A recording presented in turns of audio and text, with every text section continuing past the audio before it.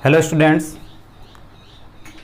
आज हम रेवतराज mathematics show के इस इंस्टीट्यूट में इंग्लिश का कोर्स जो कि आपके बीएसटीसी में आने वाला है उसके बारे में चर्चा करेंगे। जैसा कि आप जानते हो कि आपके 20 क्वेश्चन आएंगे और प्रत्येक क्वेश्चन 3 नंबर का, यानी कुल मिला के 60 नंबर के ये क्वेश्चन आएंगे। तो उसके बारे में मैं आज आपको बताने जा रहा हूँ। सबसे पहली बात, टेंस 3 प्रकार के होते हैं। ऐसा क्वेश्चन ये है, ये तो आप ये समझ सकते हो कि आपकी आएगा भी नहीं कि टेंस कितने प्रकार के होते हैं, इसके कितने भाग होते हैं, ऐसा कुछ आने वाला नहीं है। फिर भी मैं आपको बता देता हूं कि टेंस 3 प्रकार के होते हैं। प्रेजेंट टेंस वर्तमान से संबंधित, पास्ट टेंस भूतकाल से संबंधित, फ्यूचर टेंस यानी भविष्यकाल से संबंधित। अब इन सभी टेंस के 4-4 अलग अलग भाग होते हैं। अब इनका भाग क्यों होते हैं कि इसका सबसे बड़ा यह कारण है कि एक ही सेंटेंस से वर्तमान का पूरा काम नहीं चल सकता।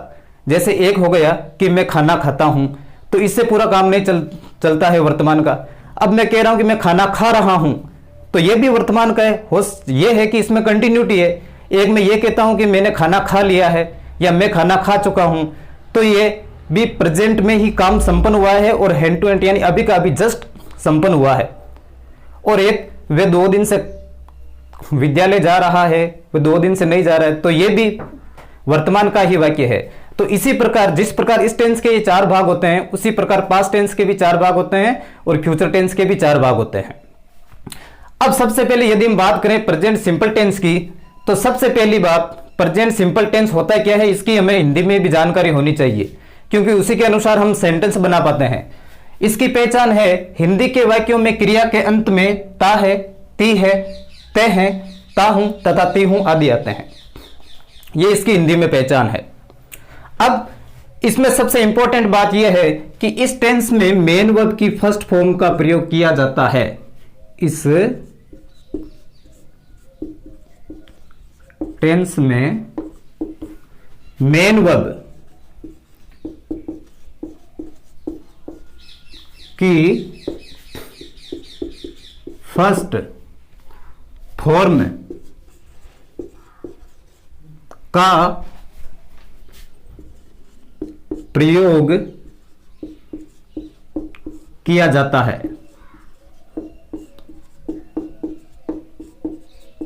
अब सबसे पहली बात कि मेन वर्ब होती क्या है। मेन वर्ब वो होती है जो कि हम काम करते हैं, कोई भी काम, खेलना, उठना, बैठना, रोना, धोना, खाना, पीना, जो भी। हिंदी में पहचान है, यदि किसी शब्द के अंत में ना आया हुआ है, हिंदी में यदि किसी शब्द के अंत में ना आया हुआ है और उसमें ऐसा हमको लगता है कि इसमें कोई काम हो रहा है, तो वो मेन वर्ब है। ये ध्यान रखना। मेन वर्ब हमेशा फर्स्ट फॉर्म होती है। जो हम 3 प्रकार की फॉर्म, वैसे तो 5 प्रकार की होती है, जो हम मेन 3 प्रकार की देखते हैं, first form, second form, third form. उसके अनुसार जो पहली फॉर्म, जैसे पहली ए पे लेते हैं हम आस्क, तो ये फर्स्ट फॉर्म है। तो इस टेंस में मेन वर्ब की फर्स्ट फॉर्म का प्रयोग किया जाता है, ये ध्यान रखना। इसके बाद इस टेंस की सहायक क्रियाएं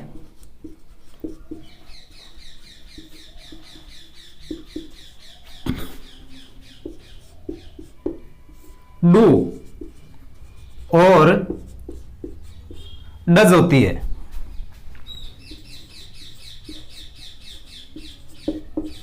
डू और डज होती है। अब इसकी सहायक क्रिया डू और डज होती है, तो इनका प्रयोग किन किन के साथ होता है यह भी हमको देखना है। डू का प्रयोग आई, यू, दे, वी तथा बहुवचन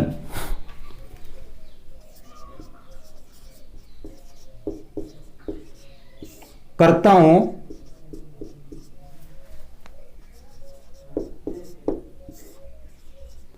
के साथ होता है।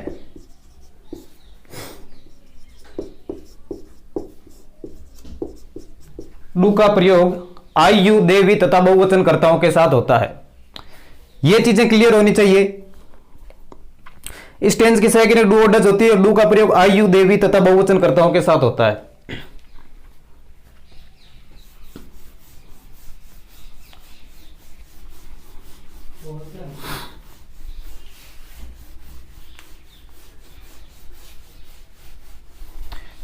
फिर इसमें आता है दूसरी जो सहायक क्रिया होती है इस टेंस की, वो होती है डज।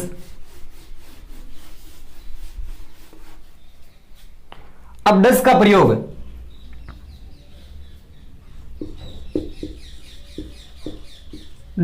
प्रयोग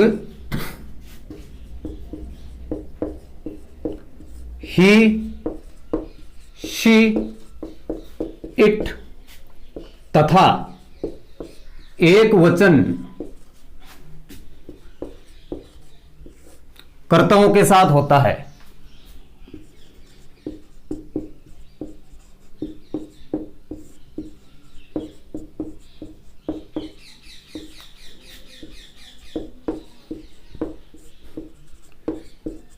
ये इंग्लिश में एक वचन कर्ता होते हैं, इस टेंस में इनके साथ होता है। अब इन सब के बाद जो सबसे इंपॉर्टेंट चीज है वो इस टेंस की ये है कि इस टेंस के जो साधारण वाक्य होते हैं, सिंपल सेंटेंसेज, उसमें सहायक क्रियाओं का प्रयोग नहीं होता है। यदि अंग्रेजी के टेंस के अनुसार से हम साधारण वाक्य देखें तो वो साधारण वाक्य की सीधी परिभाषा है, जो वाक्य प्रश्नवाचक यानी इंटरोगेटिव और नकारात्मक यानी नेगेटिव ना हो, वो होते हैं साधारण वाक्य। तो ये नोट करने योग्य चीज है। इस टेंस के साधारण वाक्यों यानी सिंपल सेंटेंसेस, साधारण वाक्यों में सहायक क्रियाओं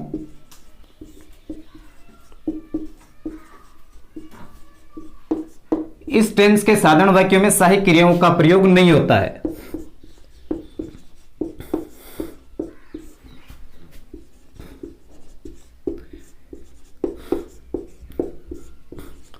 साधारण वाक्य यानी सिंपल सेंटेंसेस। अब आगे नोट करने योग्य चीज है, साधारण वाक्यों में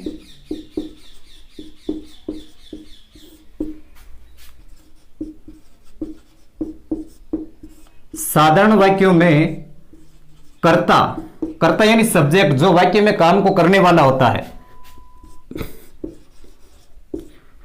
साधारण वाक्यों में कर्ता यानी सब्जेक्ट यदि एक वचन, साधारण वाक्यों में कर्ता सब्जेक्ट यदि एक वचन हो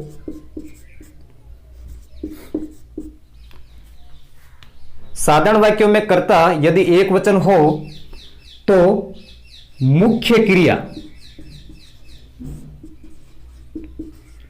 यानी जो काम होता है वाक्य में, मेन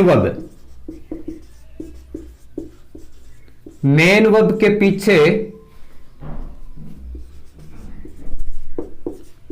नियमानुसार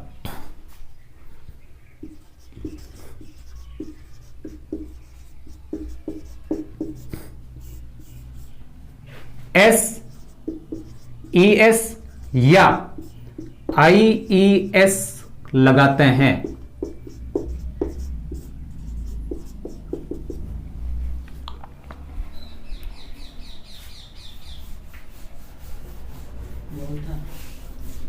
अब देखो, आपको यह देखना है कि कौन सी वर्ब के पीछे एस लगेगा, कौन सी वर्ब के पीछे ईएस लगेगा और कौन सी वर्ब के पीछे आईईएस लगेगा। इसके लिए सबसे पहले हम ऐसे सेंटेंस लेते हैं साधारण वाक्यों में जिनमें कर्ता एक वचन हो, सिंपल सेंटेंस। दोस्तों आपको साथ साथ में नोट्स बनाते जाना है सर के साथ साथ में, ठीक है। सिंपल सेंटेंस है जिनमें कर्ता एक वचन हो, यह ध्यान रखना। तो इसका पैटर्न देखो, सबसे पहले पैटर्न का मतलब होता है कि हम सेंटेंस कैसे बनाते हैं, इसका स्ट्रक्चर क्या होता है। सबसे पहले एक वचन यानी सिंपल सेंटेंस, उसके बाद main verb with S, ES और आईईएस प्लस उसके बाद ऑब्जेक्ट। फिर यदि कुछ पीछे शब्द बचे हैं तो उनको लेना है। पहले हम एस वाले सेंटेंस बनाते हैं। जैसे यदि कोई कर्ता एक वचन हो, प्रेजेंट सिंपल टेंस के साधारण वाक्यों में यदि कर्ता एक वचन हो और उसका सेंटेंस बनाता है तो सामान्य तौर पर केवल पीछे एस लगने से ही सेंटेंस बन जाता है। जैसे वह खाना खाता है। अब इस सेंटेंस का पैटर्न देखो, इसमें सबसे पहले हम सब्जेक्ट देखेंगे। सब्जेक्ट में इस वाक्य में काम करने वाला है वह, तो वह को इंग्लिश में बोलते हैं ही।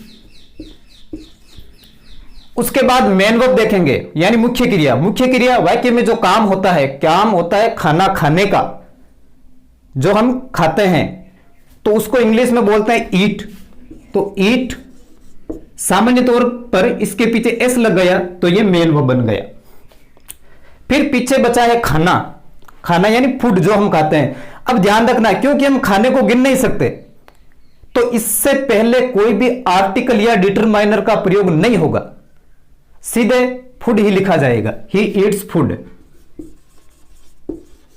ये दूसरा नियम है, इसमें ध्यान रखना ये कि यदि मेन वर्ब के पीछे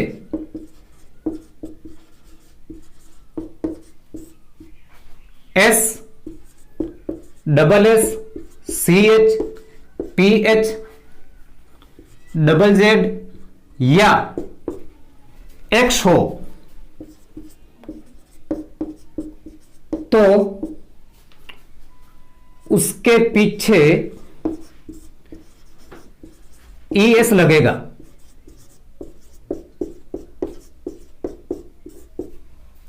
यदि मेन वर्ब के पीछे S, double S, C H, P H, double Z या एक्स हो तो पीछे ई एस लगेगा।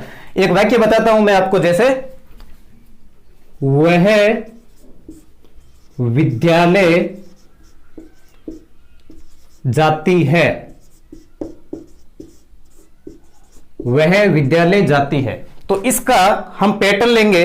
तो सबसे पहले सब्जेक्ट, इसमें काम करने वाला ही है वह, तो वह को इंग्लिश में बोलते हैं, क्योंकि फीमेल है तो शी। अब इसके बाद में हम मेन वर्ब लगाएंगे। मेन वर्ब है जाना, जाना को इंग्लिश में बोलते हैं गो, ये गो। अब क्योंकि इसके पीछे ओ है, ये नियम देखना, यदि मेन वर्ब के पीछे S, double S, C H, P H, double Z या एक्स हो, ओ, यदि मेन वर्ब के पीछे S, double S, C H, P H, double Z या ओ एक्स हो तो उसके पीछे ई एस लगेगा। तो ये सी गो, पीछे ई है, ओ है तो ई एस। अब एक चीज का ध्यान रखना है आपको कि हम यदि किसी स्थान पर जाकर मिलते हैं तो उसके लिए टू का प्रयोग होता है, और यदि किसी स्थान से हम बिछुड़ते हैं तो उसके लिए फ्रॉम का प्रयोग होता है। अब क्योंकि हम स्कूल में जाते हैं तो वहां से हमारा कनेक्शन हो गया, तो यहां पर टू लगेगा। सी गोस टू, पीछे बचा school, she goes to school. अब इसके बाद में ऐसे कौन से वर्ब है जिनके पीछे आई ई एस लगेगा, उसको हम ध्यान रखेंगे। ये भी साधारण वाक्य में आते हैं, तो इसका पैटर्न देखते हैं। सबसे पहले, यदि किसी वर्ब के पीछे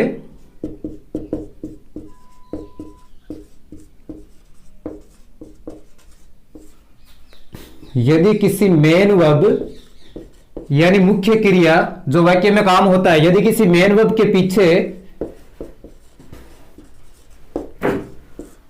वाई हो, यदि किसी मेन वर्ब के पीछे वाई हो और उससे पहले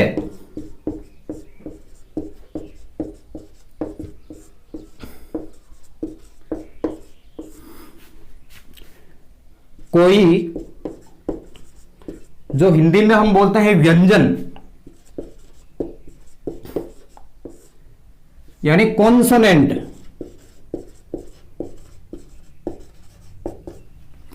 यदि किसी मेन वर्ब के पीछे वाई हो और उससे पहले कोई व्यंजन या कॉन्सोनेंट हो तो पीछे के वाई को हटाकर, तो पीछे के वाई को हटाकर आई नहीं आ रही, दिख रही है? ठीक। पीछे के y को हटाकर IES लगाते हैं। पैटर्न मैंने आपको बता ही दिया है, वही पैटर्न बनेगा। जैसे मैं हिंदी में एक वाक्य लिखता हूं, रोहन, यह वाक्य है, पतंग उड़ाता है। रोहन पतंग उड़ाता है, इस वाक्य की अंग्रेजी बनाएंगे तो पैटर्न आपको पता है। सबसे पहले काम करने वाला है इस वाक्य में रोहन, सबसे पहले लगाओ रोहन। अब इस वाक्य के अंदर देखो काम क्या हो रहा है, वही मेन वर्ब है, काम हो रहा है उड़ाने का।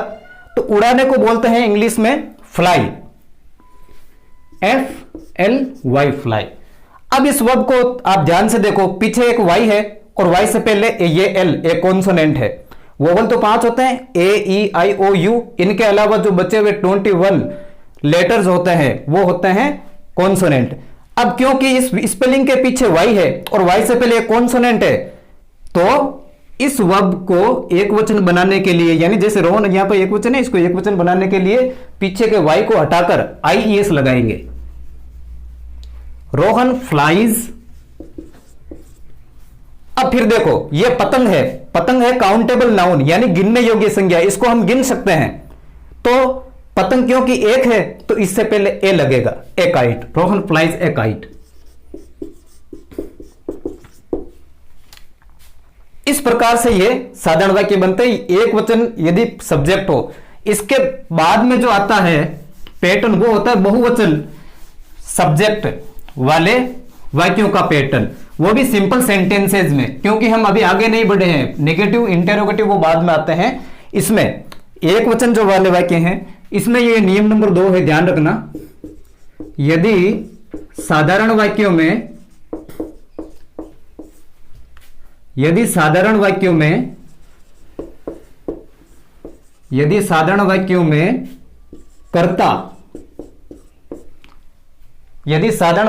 कर्ता यानी सब्जेक्ट बहुवचन हो, बहुवचन या आई यानी मैं हो, तो केवल मेन वर्ब यानी मुख्य क्रिया, तो केवल मेन वर्ब की फर्स्ट फॉर्म लगेगी। जैसे पैटर्न आपको मैंने समझा दिया पहले, एक बार फिर बता देता हूं आपको। पैटर्न सबसे पहले सब्जेक्ट, फिर अब क्योंकि यहां पे कर्ता बहुवचन आएगा तो केवल मेन वर्ब की फर्स्ट फॉर्म, और फिर ऑब्जेक्ट। जैसे तुम गाना गाते हो, इसका बनाएंगे तो सबसे पहले देखो सब्जेक्ट लगाना है। इस वाक्य में काम करने वाला है तुम, इस वाक्य में काम करने वाला तुम है, तो तुमको इंग्लिश में बोलते हैं ये हो गया सब्जेक्ट, यू बोलते हैं तुमको इंग्लिश में। इसके बाद में हम देखेंगे मेन वर्ब। मेन वर्ब है गाना, ना कि ये गाना जो हम गाते हैं है ना, वो तो उसको बोलते हैं सिंग, SING सिंग। अब पीछे बचा है ये गाना जिसको हम गीत बोलते हैं। ये अब क्योंकि एक वचन काउंटेबल नाउन है, इसको गिन सकते हैं हम, एक गाने, 2 गाना, 3 गाना, 4 गाना गिन सकते हैं ना, तो इससे पहले ए लगेगा, यू सिंग ए सॉन्ग। उसी प्रकार जैसे मैं पानी पीता हूं, मैं पानी पीता हूं, इसकी अंग्रेजी बनाएंगे तो सबसे पहले सब्जेक्ट, पीने वाला कौन है, मैं, तो आई। फिर मेन वर्ब है पीना, इसको बोलते हैं इंग्लिश में ड्रिंक। अब क्योंकि पानी अनकाउंटेबल नाउन है, पानी को गिन नहीं सकते और लिक्विड है, तो इससे पहले कोई भी आर्टिकल या डिटरमाइनर का प्रयोग नहीं होगा, वापस वाटर आएगा।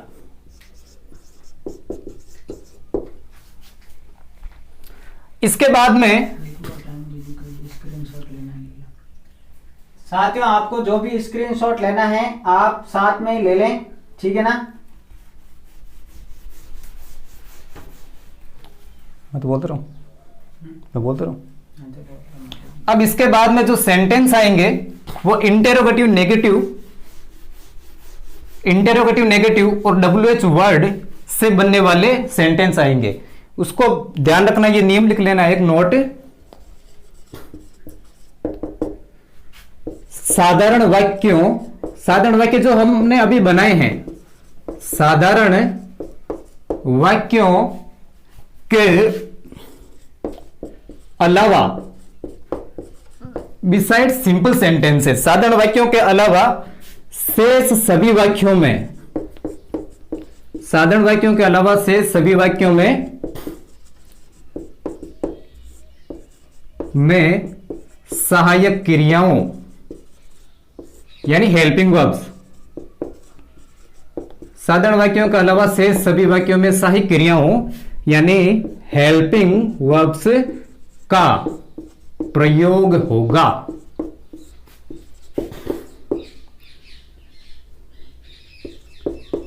यह ध्यान रखना, साधारण वाक्यों के बाद में ये साधारण वाक्यों के अलावा शेष सभी वाक्यों में सहायक क्रियाओं का प्रयोग होगा। उसके बाद में अब साधारण वाक्यों के बाद में आता है नेगेटिव सेंटेंस यानी नकारात्मक वाक्य।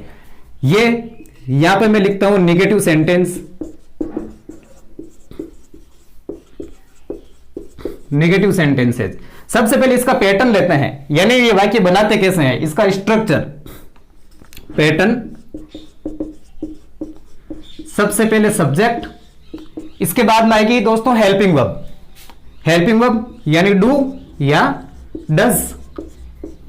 फिर अब क्योंकि ये वाक्य नेगेटिव है, नकारात्मक है, तो इसमें नोट का प्रयोग होगा। फिर मेन वर्ब की फर्स्ट फॉर्म और फिर ऑब्जेक्ट आएगा, और उसके बाद में यदि कुछ बचता है तो उन सभी का प्रयोग हम करेंगे। जैसे राधा भोजन नहीं पकाती है, राधा भोजन नहीं पकाती है, तो इस वाक्य में काम करने वाली है राधा, तो सबसे पहले राधा सब्जेक्ट है, यह हो गया राधा। फिर अब चूंकि राधा एक वचन है, सिंगुलर सब्जेक्ट है, तो इसके लिए डस का प्रयोग होगा, राधा डस।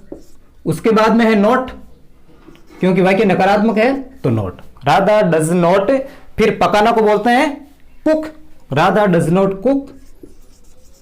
अब जैसा कि मैंने पहले आपको बताया, खाना अनकाउंटेबल नाउन है, इसको गिन नहीं सकते, तो केवल फूड आएगा। ये नेगेटिव। इसके बाद में लेते हैं हम इंटेरोगेटिव सेंटेंसेस।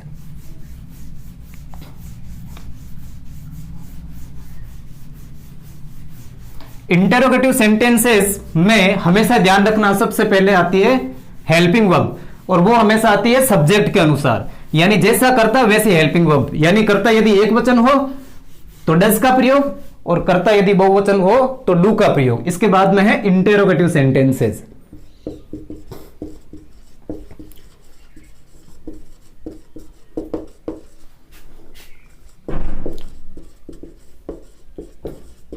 सबसे पहले इसका पैटर्न देखते हैं, यानी वाक्य बनाते कैसे हैं। पैटर्न,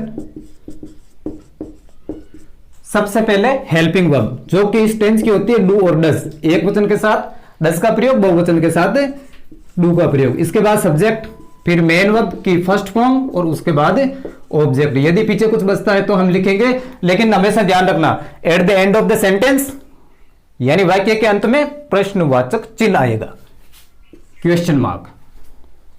जैसे क्या तुम पतंग बनाते हो, क्या तुम पतंग बनाते हो। अब इस वाक्य की अंग्रेजी बनाएंगे तो सबसे पहले आएगी हेल्पिंग वर्ब, जो आएगी सब्जेक्ट के अनुसार। अब सब्जेक्ट यहां पे तुम है, काम करने वाला तुम है, ये बहुवचन है, तो इसके लिए हेल्पिंग वर्ब होगी डू। फिर सब्जेक्ट काम करने वाला तुम है, यू। फिर मेन वर्ब, मेन वर्ब काम क्या हो रहा है, बनाने का, बनाना को बोलते हैं मेक। अब फिर देखो यहां पे है पतंग, एक ही पतंग है, यदि इसके ज्यादा मोर देन वन होती, यानी एक से ज्यादा होती, तो यहां पे आता पतंगे। क्योंकि पतंग एक है तो इससे पहले हम ए का प्रयोग करेंगे। ये इंटेरोगेटिव सेंटेंस। अब इसके बाद में WH सेंटेंस। एक एक उदाहरण करूँ, एक एक उदाहरण करूँ। अब इसके बाद में आता है WH वर्ड से बनने वाले वाक्य।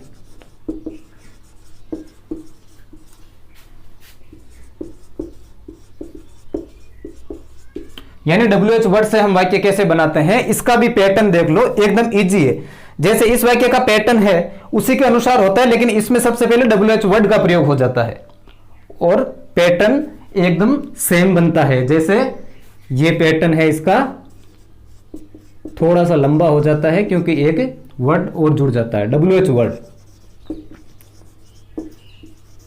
उसके बाद हेल्पिंग वर्ब जो कि सब्जेक्ट के अनुसार आएगी, फिर सब्जेक्ट, फिर मेन वर्ब की फर्स्ट फॉर्म, और उसके बाद आएगा ऑब्जेक्ट, फिर पीछे बचे हुए शब्द और प्रश्नवाचक चिन्ह। देखो WH वर्ड से बनने वाले वाक्य भी इंटेरोगेटिव होते हैं, और ये इंटेरोगेटिव सेंटेंस है, ये भी इंटेरोगेटिव यानी प्रश्नवाचक होते हैं। इसमें भी प्रश्न पूछा जाता है और इसमें भी प्रश्न पूछा जाता है, लेकिन दोनों में अंतर कहां है? इसका यदि आप उत्तर देखेंगे तो हाँ या ना में आएगा। क्या तुम पतंग बनाते हो? तो बनाते हैं तो यस, नहीं बनाते हो तो नहीं, नो।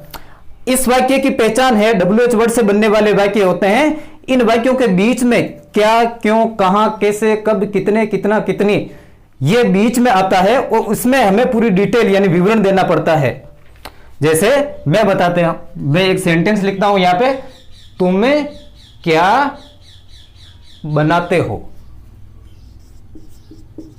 तुम्हें क्या बनाते हो, पीछे प्रश्नवाचक चिन्ह आना जरूरी है। तुम क्या बनाते हो, तो इस वाक्य की अंग्रेजी बनाएंगे तो सबसे पहले हम लिखेंगे WH वर्ड।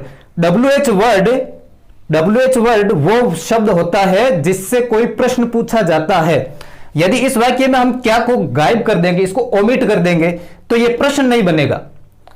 अब क्या है इसके अंदर, तो ये प्रश्न बन रहा है, तो इसलिए इसमें क्या WH वर्ड है। तो सबसे पहले WH वर्ड क्या है, तो इसको अंग्रेजी में बोलते हैं व्हाट। फिर इसके बाद में आएगी हेल्पिंग वर्ब जो कि आएगी सब्जेक्ट के अनुसार। अब सब्जेक्ट देखो इसमें क्या है, तुम, काम करने वाला तो तुम ही है, तो तुमको इंग्लिश में प्लूरल सब्जेक्ट है इंग्लिश में ये, तो इसके लिए हेल्पिंग वर्ब आएगी डू। फिर सब्जेक्ट 3 नंबर पे ये व्हाट डू यू, फिर पीछे बचता है बनाना, तो मेक। ये क्या से बना, एक आपको क्यों से बता देता हूं।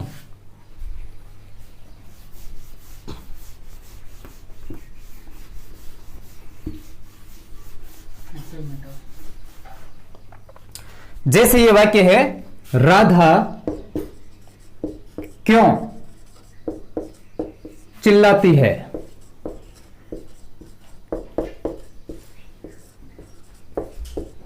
ये।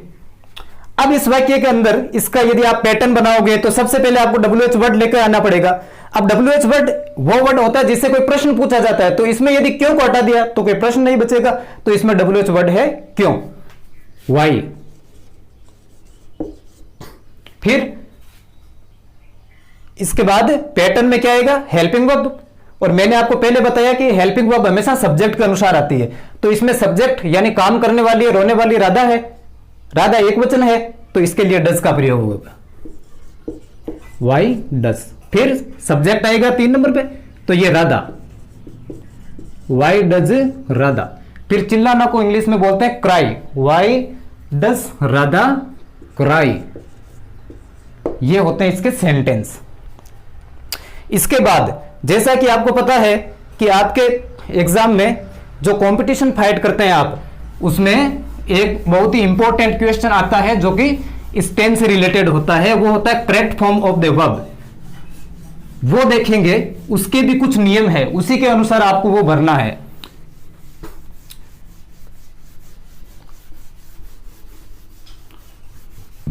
इनको बोलते हैं एडवर्बियल वर्ड्स। इसके कुछ कीवर्ड्स होते हैं एडवर्बियल वर्ड्स।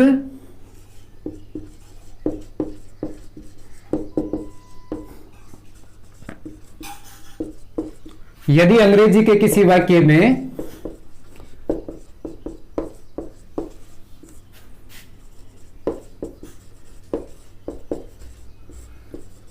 अंग्रेजी के किसी वाक्य में, इसका मतलब है कि करेक्ट फॉर्म वाले वाक्य में, यदि अंग्रेजी के किसी वाक्य में always,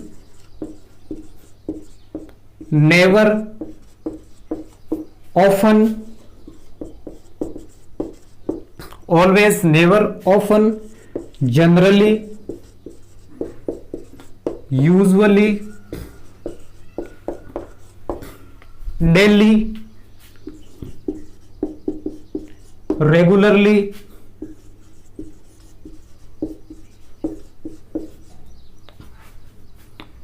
seldom, sometimes,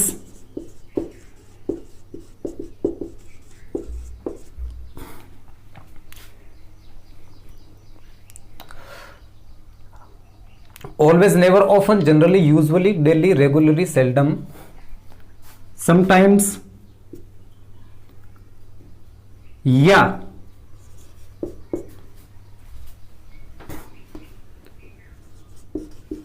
every day, week, month,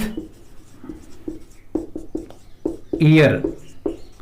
इसका मतलब है कि every day, every week, every month, every year, या each day, week, month, year, या इन द मॉर्निंग्स,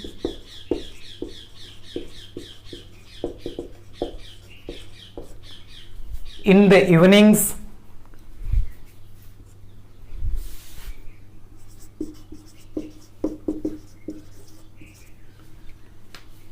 या on Sunday, Monday,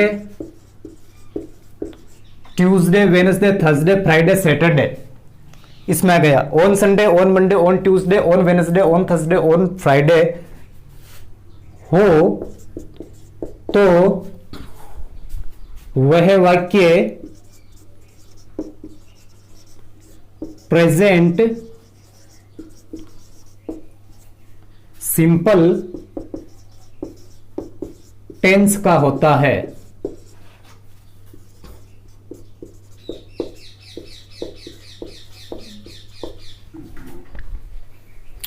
अब आपके एग्जाम में क्वेश्चन ऐसे आएगा,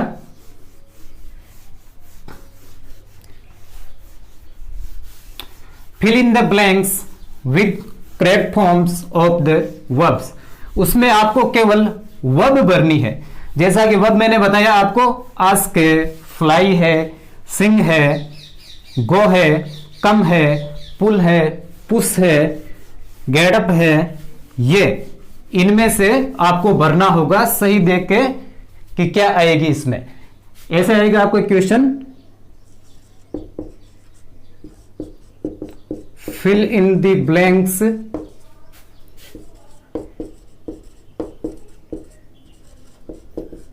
with correct forms of the verbs।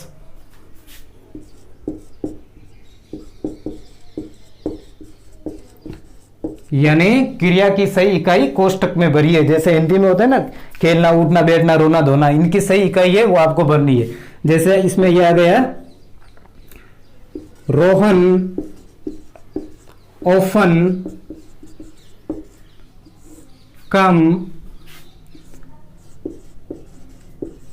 Late, ये आ गया एक नंबर। अब देखो इसमें रोहन ऑफन ब्लैंक स्पेस कम लेट। अब सबसे पहले आपको ये जो सेंटेंस है इसके अंदर आपको टेंस पहचानना है, पता लगाना है, ये आइडेंटिफाई करना है कि ये कौन सा टेंस है। तो ये यहां पर एडवर्बियल वर्ड्स होता है ना, इसको पहचानो। ऑफन है, ऑफन का मतलब प्राय, कभी कभी ऐसे प्राय ऐसा होता है, तो ये टेंस है प्रेजेंट सिंपल टेंस। अब जैसे ही हमें पता चले कि ये प्रेजेंट सिंपल टेंस है, तो प्रेजेंट सिंपल टेंस के जो रूल्स है हमने पढ़े हैं अभी, वो आपके दिमाग के अंदर अपडेट एकदम हो जाने चाहिए। जैसे इस टेंस की हेल्पिंग वर्ब डू और डज होती है, इस डू का प्रयोग आई यू देवी तथा बहुवचन कर्ताओं के साथ होता है। डस का प्रयोग ही शी इट तथा एकवचन कर्ताओं के साथ होता है। परंतु मैंने आपको नोट में लिखाया था, इस टेंस के साधारण वाक्यों में यानी सिंपल सेंटेंसेस में हेल्पिंग वर्ब यानी सहायक क्रियाओं का प्रयोग नहीं होता है। तो इस सेंटेंस को आप पहचानो, ये वाक्य पूरी तरह से सिंपल है, ना तो ये इंटेरोगेटिव है ना ये नेगेटिव है, तो इसका मतलब ये सिंपल सेंटेंस है। सिंपल सेंटेंस के भी दो नियम होते हैं। यदि कर्ता बहुवचन हो तो केवल मेन वर्ब की फर्स्ट फॉर्म का प्रयोग होता है, और यदि कर्ता एक वचन हो तो मेन वर्ब की फर्स्ट फॉर्म के पीछे नियमानुसार एस, ईएस या आईईएस का प्रयोग करते हैं। अब ये यहां पर देखो, रोहन एक वचन है, ये इसके पीछे ई आया हुआ है तो इसके पीछे केवल एस लगेगा, तो इसका आंसर हो जाएगा, आंसर नंबर 1 कम का हो जाएगा, कम्स। उसी प्रकार दूसरा देखो, वी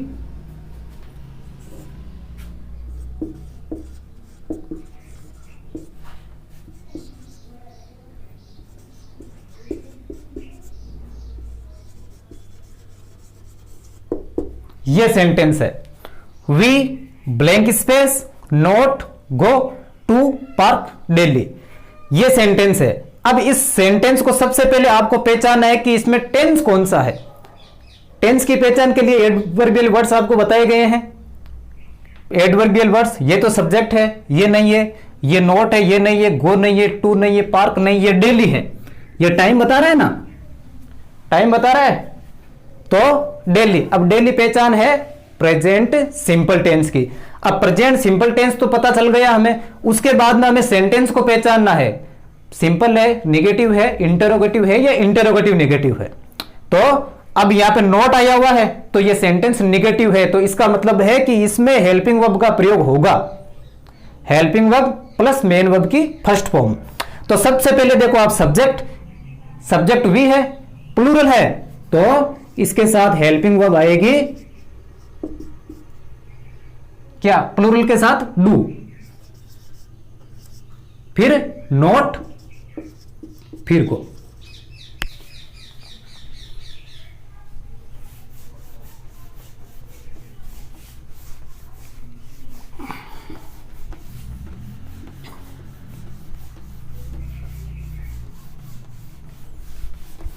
फिर उसके बाद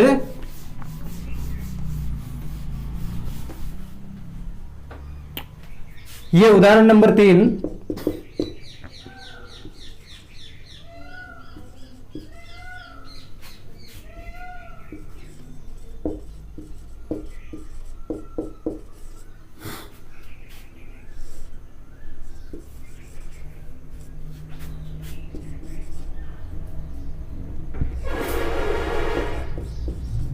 ये सेंटेंस है, Ram generally blank space go to park.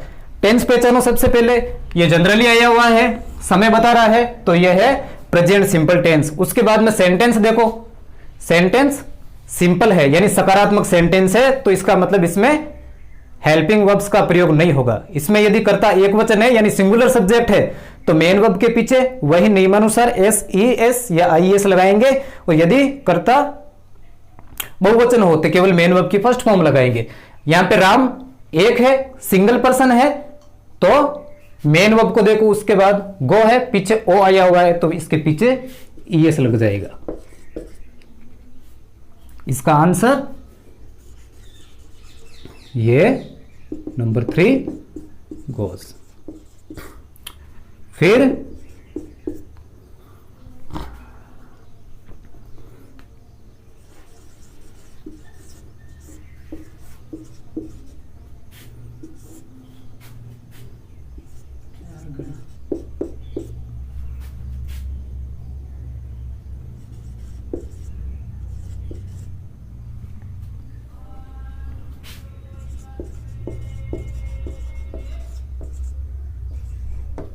ये है why blank space you blank space call me on Sundays. अब इसमें टाइम पहचानो आप, टाइम के लिए कौन सा वर्ड है जो यूज हुआ है, ऑन संडेज। ऑन संडेज है तो इसका मतलब ये वाक्य है प्रेजेंट सिंपल टेंस का। उसके बाद में सेंटेंस को पहचानो। सेंटेंस, ये WH वर्ड आया हुआ है, पीछे साइन ऑफ इंटेरोगेशन है, तो ये वाक्य है WH वर्ड से बनने वाले इंटेरोगेटिव सेंटेंस। तो इसमें हेल्पिंग वर्ब का प्रयोग होगा। हेल्पिंग वर्ब का प्रयोग होगा सब्जेक्ट के अनुसार। अब यहां पे सब्जेक्ट यू है, प्लूरल नंबर है, तो केवल डू का प्रयोग। ये फिर मेन वर्ब की हमेशा फर्स्ट फॉर्म ही आती है।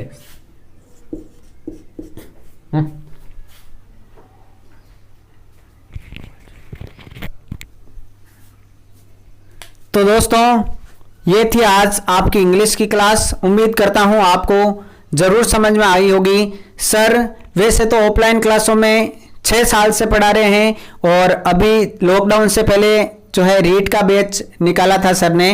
तो दोस्तों ऑफलाइन क्लासों में आपको पता है कि इंटरेक्शन विद्यार्थियों से सीधा होता है, और अभी आपकी जो ऑनलाइन क्लासें चल रही है उसमें हमें स्टूडियो में पढ़ाना पड़ता है, लाइव वैसे कमेंट चलते हैं। दोस्तों मुझे खुद को इंग्लिश का वैसे डर लगता है, लेकिन मैं आज स्टूडियो में पीछे बैठा था, मुझे आज का टॉपिक बिल्कुल पूरा समझ में आ चुका है और उम्मीद करता हूं आपको भी समझ में आया होगा। दोस्तों इसी प्रकार के से रेगुलर आपकी क्लासें इंग्लिश की चलती रहेगी। तो दोस्तों मिलते हैं नेक्स्ट सेशन में, तब तक के लिए जय हिंद, जय भारत।